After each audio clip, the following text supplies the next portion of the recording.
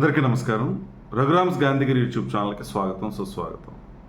ఈరోజు మనం తీసుకున్నటువంటి అంశం ఎంపతి, సహానుభూతి గురించి ఈరోజు మనం మాట్లాడదాం.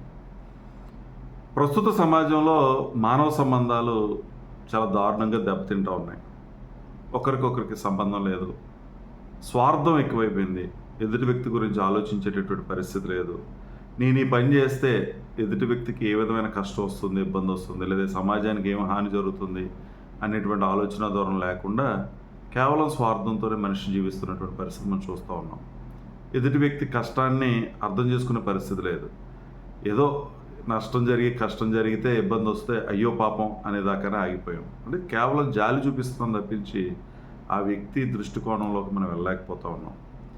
నువ్వు ప్రశాంతంగా జీవించాలన్నా లేదా మంచి నాయకుడిగా ఎదగాలన్నా ఈ ఎంపతి అనేటువంటి నైపుణ్యాన్ని కనుక మనం పెంపొందించుకోగలిగితే నువ్వు చక్కటి నాయకుడు అవుతావు, చాలా ప్రశాంతమైనటువంటి జీవితాన్ని గడపగలుగుతావు. దేన్ని ఎంతవరకు తీసుకోవాలో నీకు అర్థమవుతుంది. మానవ సంబంధాలను మనం మెరుగుపరచుకోవడానికి అవకాశం అనేది ఉంటుంది.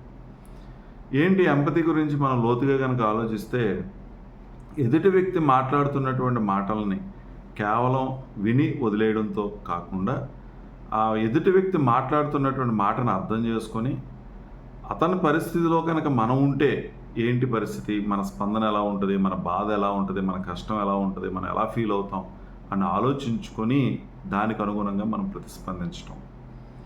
నాకు ఇబ్బంది ఉంది అని కనుక ఏదైనా మనిషి అంటే ఏం పర్వాలేదు, ఇబ్బంది ఏమి ఉండదులే, పర్వాలేదులే అని చెప్పడం ఒక ఎత్తు అయితే, ఏమి పర్వాలేదు నీకు ఇబ్బంది ఉంటే నీకు నేను తోడుగా ఉంటాను అనే మాట చెప్పడం ఏదైతే ఉందో అది కొండంత బలాన్ని ఇస్తుంది ఆ కష్టాల్లో, ఆ ఇబ్బందులో ఉన్నటువంటి మనిషికి. ఎప్పుడు వస్తుంది ఇది? మనం ఎదుటి వ్యక్తి ప్లేస్లో ఉండి ఆలోచించినప్పుడు వస్తుంది. సాధారణంగా మనం ఎదుటి వ్యక్తిని అర్థం చేసుకోవడంలోనే ఫెయిల్ అవుతూ ఉంటాం. ఎదుటి వ్యక్తిని అర్థం చేసుకోగలగడం అనేది మనం నేర్చుకోగలిగితే అంతకు మించినటువంటి నైపుణ్యం మరొకటి ఉండదు. మానవ సంబంధాలు దెబ్బతినడానికి కూడా కారణాలు అవే. ఎదుటి వ్యక్తి ఏ కారణం చేతనైనా కోపంగా ఉంటే ఆ కోపాన్ని మనం అర్థం చేసుకోం. మనం చాలా దాన్ని ఎలా తీసుకుంటామంటే మన మీద అనవసరంగా కోపపడ్డాడు అనేటువంటి ఆలోచన ధోరణితోనే ఉంటాం తప్పించి అసలు ఎందుకు కోపపడ్డాడు అనేటువంటి కోణాన్ని కనుక మనం ఆలోచించుకోగలిగితే మనకు అర్థమవుతుంది మనం చేసినటువంటి తప్పు ఏంటో, మనం చేసిన పొరపాటు ఏంటో, ఎందుకు ఆ ఎదుటి వ్యక్తికి కోపం తెచ్చేలా మనం ప్రవర్తించామో మనకు అర్థమైతే మనం మార్చుకోగలుగుతాం. మానవ సంబంధం అనేది బలపడడానికి అవకాశం ఉంటుంది దెబ్బతినకుండా. ఈరోజు కుటుంబంలో ఉన్నటువంటి ప్రధానమైన సమస్య కూడా ఇదే. ఒకరిని ఒకరు పూర్తిగా అర్థం చేసుకోలేకపోవటం, ఒకరి మనోభావాలని మరొకరు అర్థం చేసుకోలేకపోవటం, ప్రతిదీ కూడా చెప్తేనే అర్థమవుతుంది అనుకోవడం చాలా పొరపాటు. కమ్యూనికేషన్ అనేది ఒక్క మాట ద్వారానే కాదు, ఎదుటి వ్యక్తిని అర్థం చేసుకోగలిగితే ఆ కమ్యూనికేషన్ బలమైనటువంటి కమ్యూనికేషన్ అవుతుంది. అందరూ మాటల ద్వారానే చెప్పరు, వాళ్ళ యొక్క ప్రవర్తన ద్వారా, వాళ్ళు మాట్లాడేటువంటి మాట తీరే కాకుండా వాళ్ళ యొక్క బాడీ లాంగ్వేజ్ని నిజంగా మనం ఎదుటి వ్యక్తిని నిజంగా అర్థం చేసుకునేటువంటి ఆలోచన ద్వారా మొట్టమొదటి రావాలి. అర్థం అవ్వాలంటే మనం అర్థం చేసుకోవాలనేటువంటి కోణంలో మనం ఆలోచించుకోగలగాలి. ఎదుటి వ్యక్తి ఎందుకు బాధపడుతున్నాడు, ఎందుకు ఇబ్బంది పడుతున్నాడు, ఎందుకు ముభావంగా ఉన్నాడు, ఎందుకు నిరాశగా ఉంటున్నాడు, ఎందుకని పని మీద కాన్సన్ట్రేట్ చేయలేకపోతూ ఉన్నాడు, ఎందుకని తనను తాను నిర్లక్ష్యం చేసుకుంటున్నాడు, ఇవన్నీ మనం ఎదుటి వ్యక్తి కోణంలో అర్థం చేసుకుంటేనే కానీ మనకు అర్థం కాదు. అందుకని మనం కేవలం జాలి చూపించడమే కాకుండా ఎదుటి వ్యక్తిని పూర్తిగా అర్థం చేసుకొని ఆ కష్టాల్లో, ఆ బాధల్లో, ఆ ఇబ్బందుల్లో మనం ఉంటే ఏంటి అనేది ఒక ప్రశ్న వేసుకొని మనం ఉంటే మనం ఎదుటి వ్యక్తి నుంచి ఏం ఆశిస్తాం, ఏ విధమైనటువంటి సహాయాన్ని ఆశిస్తాం, ఏ విధంగా మనకి భరోసాగా నిలబడాలని, తోడుగా నిలబడాలని కోరుకుంటాం అనేది మనం అర్థం చేసుకొని దానికి అనుగుణంగా మన ఎదుటి వ్యక్తికి ఆ విధమైనటువంటి సపోర్ట్ని ఇవ్వగలిగితే మానవ సంబంధాలు అనేవి బలపడతాయి. నీ యొక్క నాయకత్వం లక్షణాలు పెంపొందించుకున్నటువంటి వ్యక్తి అవుతావు, అలాగే చక్కటి కమ్యూనికేషన్ నేర్పినటువంటి వ్యక్తి అవుతావు, ప్రశాంతమైనటువంటి జీవితాన్ని గడపడానికి అవకాశం అనేది ఉంటుంది. నిజంగా ఘర్షణలు ఎప్పుడు వస్తాయి, గొడవలు ఎప్పుడు వస్తాయి? ఎదుటి వ్యక్తిని పూర్తిగా మనం అర్థం చేసుకున్నప్పుడు. అది మనం అర్థం చేసుకోగలగాలి. బయట రకరకాలైనటువంటి మాటలు వినిపిస్తూ ఉంటాయి, ఒకరి గురించి ఒకరు అభిప్రాయాలు చెప్తూ ఉంటారు, ఒకరి మీద ఒకరి ఉన్నవి లేనివి మాట్లాడుతూ ఉంటారు. కానీ నీకంటూ ఒక అంచనాకు నువ్వు రావాలి. అసలు వాస్తవం ఏంటో నువ్వు అర్థం చేసుకోవాలి. ఎదుటి మనిషి యొక్క పూర్తి స్వభావాన్ని మనం తెలుసుకోగలగాలి. తన యొక్క బాధని, ఇబ్బందిని మనం తెలుసుకోగలగాలి. అందుకని మానవ సంబంధాలను బలపెట్టుకునేటువంటి క్రమంలో నువ్వు ఈ ఎంపతి అనేటువంటి నైపుణ్యాన్ని నువ్వు గనక పెంచుకోగలిగితే, నువ్వు గతంలో కోపాన్ని ప్రదర్శించింది కూడా ఈరోజు కోపం కింద కనిపించదు. ఎందుకంటే తన బాధను మనం అర్థం చేసుకుంటాం కాబట్టి. గతంలో మనం ఒక శత్రువుగా భావించినటువంటి వ్యక్తి ఎందుకు అలా ప్రవర్తించాడు అనేటువంటి కోణంలో మనం అర్థం చేసుకోగలగాలి. ఖచ్చితంగా వాస్తవాన్ని మనం గ్రహించగలగాలి. అంతేగాని మనం ఏదో ఊహించేసుకొని ఎవరో చెప్పిన దాన్ని బేస్ చేసుకొని మనం ఉండిపోతే నిజంగా చాలా మానవ సంబంధాలు దెబ్బతినేటువంటి పరిస్థితి ఉంటుంది. నిజంగా ఎదుటి వ్యక్తి ఉన్నటువంటి పొజిషన్ని బట్టి, తన యొక్క పేదరికాన్ని బట్టి తను చేసినటువంటి పనిని కూడా మనం అంచనా వేయాల్సిన అవసరం ఉంటుంది. నిజంగా ఒక పిల్లవాడు ఏదైనా చిన్న దొంగతనం చేసాడు తిండికి సంబంధించి, ఎదుటి అడగకుండా ఏదో తీసుకుని తినే ప్రయత్నం చేస్తూ ఉంటే సర్వసాధారణంగా ఎవరికైనా కోపం వస్తుంది. ఆ చేసింది తప్పని అనిపిస్తుంది, దండించాలనిపిస్తుంది. కానీ వెంటనే మనం ఒక ఆలోచనకు రావాలి. ఎందుకని పాపం ఆ వ్యక్తి అడగకుండా అది తీసుకుని తింటున్నాడు? తన యొక్క ఆర్థిక పరిస్థితి ఏంటి? తను ఎప్పటి నుంచి భోజనం చేయకుండా ఉన్నాడు? ఎందుకని ఈ స్థాయికి దిగజారాడు అనేది కనుక ఆలోచించగలిగితే మనకి ప్రశాంతమైనటువంటి ఆ పొజిషన్కి వచ్చేయగలుగుతాం, అర్థం చేసుకోగలుగుతాం. ఆకలి తీర్చుకోవడానికి తప్పు చేశాడని. అలా మనం ప్రతి దాంట్లో కూడా ఎదుటి వ్యక్తి నీ దగ్గర ప్రవర్తించినటువంటి తీరుని నువ్వు ఒకసారి అంచనా వేసుకోవాలి. అంటే తప్పుని ప్రోత్సహించమని ఎవరని చెప్పం, కానీ తప్పు జరగడానికి గల కారణాలు ఏంటి?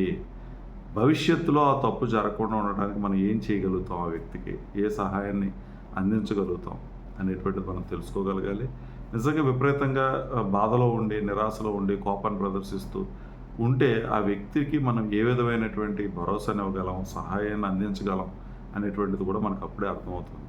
నిజంగా ఒక ఆఫీసులో పనిచేసేటటువంటి ఒక బాస్ మరి అక్కడ పనిచేసేటటువంటి ఉద్యోగుల యొక్క భావాలను అర్థం చేసుకోలేకపోతే, వాస్తవమైనటువంటి పరిస్థితిని అర్థం చేసుకోలేకపోతే ఏ రకంగా వాళ్ళతో పని చేయించగలుగుతాడు? ఖచ్చితంగా వాళ్ళ యొక్క పూర్తి స్వభావాన్ని, పూర్తి భావాన్ని, వాళ్ళు ప్రవర్తించేటటువంటి తీరుని పూర్తిగా అర్థం చేసుకోగలిగినప్పుడు మాత్రమే వాళ్ళకు అనుగుణంగా తన యొక్క నిర్ణయాలు ఉంటాయి, తను మాట్లాడేటటువంటి మాటలు ఉంటాయి, చేసేటటువంటి సహాయం ఉంటుంది, ఇచ్చేటటువంటి భరోసా కూడా దాన్ని బేస్ చేసుకుని ఉంటుంది. కాబట్టి ఈ మానవ సంబంధాలను పెంపొందించుకునేటువంటి విషయంలో అవసరమైనటువంటి ఈ సహానుభూతి, ఈ ఎంపతి అనేటువంటి లక్షణాన్ని కనుక మనం పెంచుకోగలిగితే నీది చాలా మంచి వ్యక్తిత్వం కలిగినటువంటి మనిషి అవుతావు, చాలా ప్రశాంతమైనటువంటి జీవితాన్ని గడపగలుగుతావు. దేన్ని ఎంతవరకు తీసుకోవాలో మనకి అర్థమవుతుంది. అనవసరమైనటువంటి ఎమోషనల్ బేస్డ్గా మనం నిర్ణయాలు తీసుకోవటం అనేది ఉండదు. చాలా స్ట్రాంగ్ మైండ్ మనకి వస్తుంది. ఆరోగ్యానికి ఇబ్బంది వచ్చినటువంటి పరిస్థితి కూడా ఏమీ ఉండదు. కాబట్టి ఈ లక్షణాన్ని మనం అలవాటు చేసుకోండి, ఈ నైపుణ్యాన్ని మనం పెంపొందించుకో. ఇది ఎలా వస్తుందని అంటే ప్రాక్టీస్ చేయాల్సిందే, ఓపిక పట్టాలి, సహనంతో ఉండాలి. ఎమోషన్ బేస్డ్గా కాకుండా ఎదుటి వ్యక్తి ఎందుకు అలా ప్రవర్తించేటంత కొంచెం సమయం తీసుకొని ఆలోచించగలిగితే చాలా వరకు మనకు శత్రుత్వాలు పోతాయి. విడిచిపెట్టేటటువంటి, క్షమించేటటువంటి గుణం కూడా అక్కడే వచ్చేస్తుంది.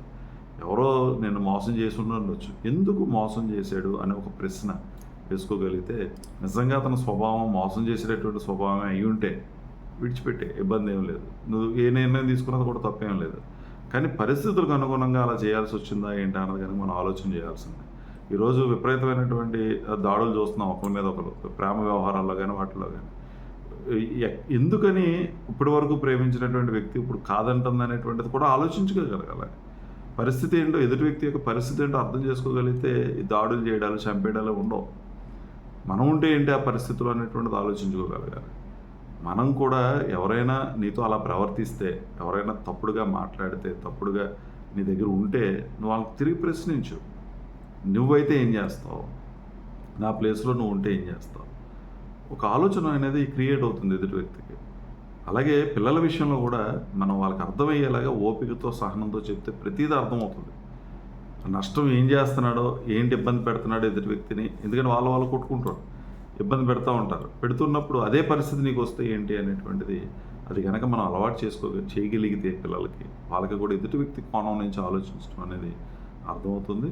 కాబట్టి మీరు ఈ నైపుణ్యాన్ని పెంపొందించుకుంటే చాలా వరకు చాలా సమస్యలకి పరిష్కారం దొరుకుతుంది, శత్రుత్వాలు తగ్గుతాయి. నీలో ఉన్నటువంటి సంఘర్షణ, లోపల ఉన్నటువంటి సంఘర్షణకి అన్నిటికీ సమాధానం దొరికి ప్రశాంతమైనటువంటి జీవితానికి రావటానికి ఒక అవకాశం అనేది ఉంటుంది.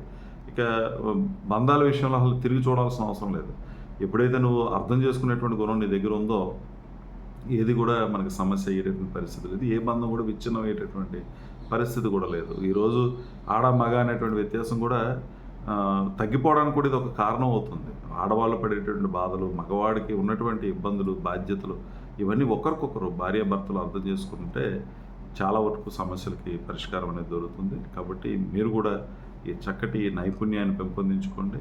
ఈ ఎంపతిని కనుక మనం పెంపొందించుకుంటే జీవితంలో మనం చాలా మంచి వ్యక్తిత్వం కలిగినటువంటి వ్యక్తులు అవుతాం. ప్రశాంతమైనటువంటి జీవితం గడుపుతాం. మానవ సంబంధాల విషయంలో ఎక్కడ కూడా ఇబ్బంది పడేటువంటి పరిస్థితి ఉండదని తెలియజేస్తూ, మరి ఓపికగా వీడియో చూసిన ప్రతి ఒక్కరికి పేరు పేరున కృతజ్ఞతలు తెలియజేస్తూ సెలవు తీసుకుంటా ఉన్నాను.